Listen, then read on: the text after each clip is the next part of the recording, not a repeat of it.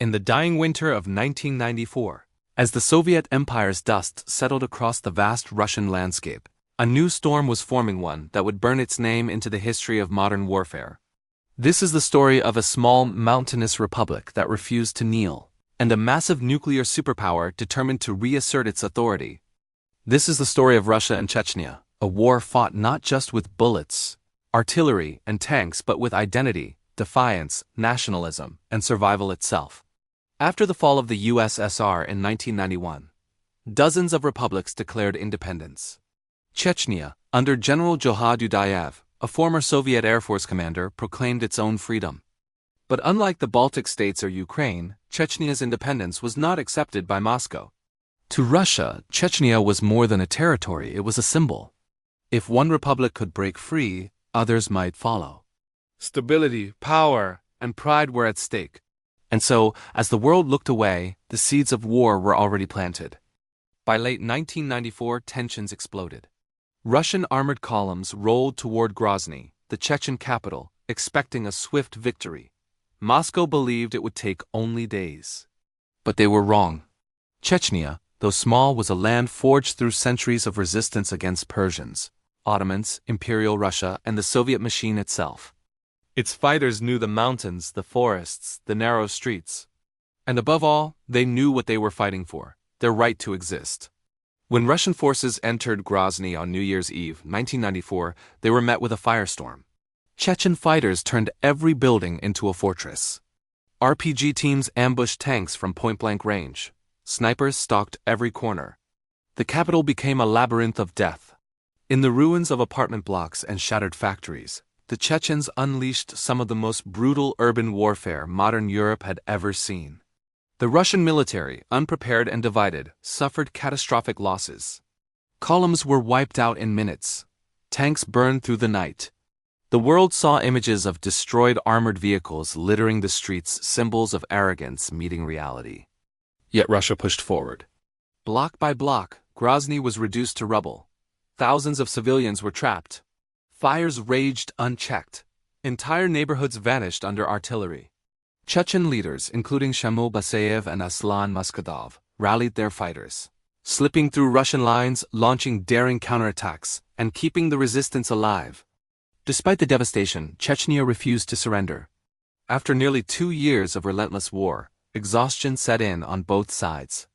Russia, humiliated and frustrated, agreed to ceasefire negotiations. In 1996, the Caucasus Accord was signed. Russian forces withdrew. Chechnya celebrated victory. Its small army had forced a giant to retreat. But victory came at a staggering cost. Tens of thousands dead, cities in ruins, and a republic isolated, traumatized, and unstable.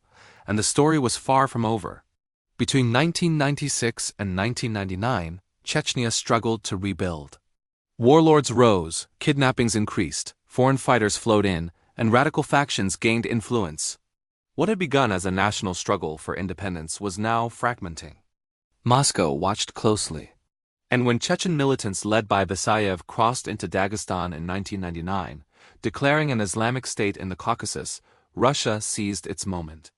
Vladimir Putin, then a rising political figure, promised to restore order and crush terrorism. His message was simple: we will hunt them down everywhere. The Second Chechen War began with overwhelming force.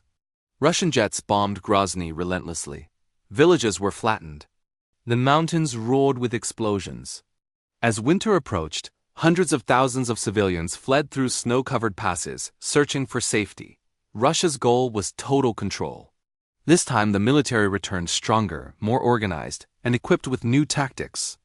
Chechnya, though defiant, was exhausted and heavily outgunned. Grozny once again became the center of the war. For months, the city endured bombardments so intense that international organizations called it one of the most destroyed cities on Earth. Streets disappeared. Schools became charred skeletons. Hospitals collapsed under the weight of falling shells.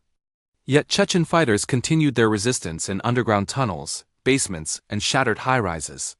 They fought until they could fight no more. By early 2000, Russia captured Grozny, planting its flag in the ruins of the presidential palace. The message was clear: Chechnya was back under Russian control. But the war was not finished, not by a long shot. For years, Chechen insurgents retreated into the mountains and forests, launching ambushes, bombings, and raids. The conflict evolved into a guerrilla war.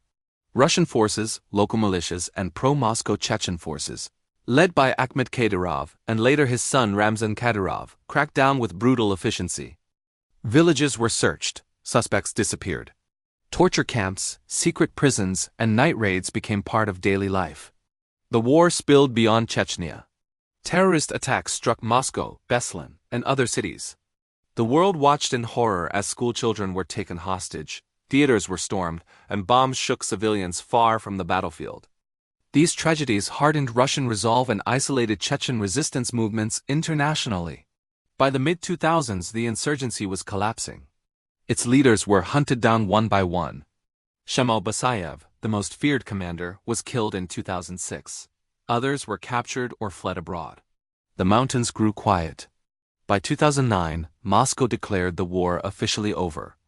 Ramzan Kadyrov, supported by the Kremlin, rebuilt Grozny into a modern city with shining skyscrapers and broad, clean avenues. But beneath the new roads and glittering buildings, the scars of war remained etched into the memory of every survivor. The Russia-Chechnya Wars were not just battles, they were clashes of identity, culture, and destiny. A giant fighting for unity.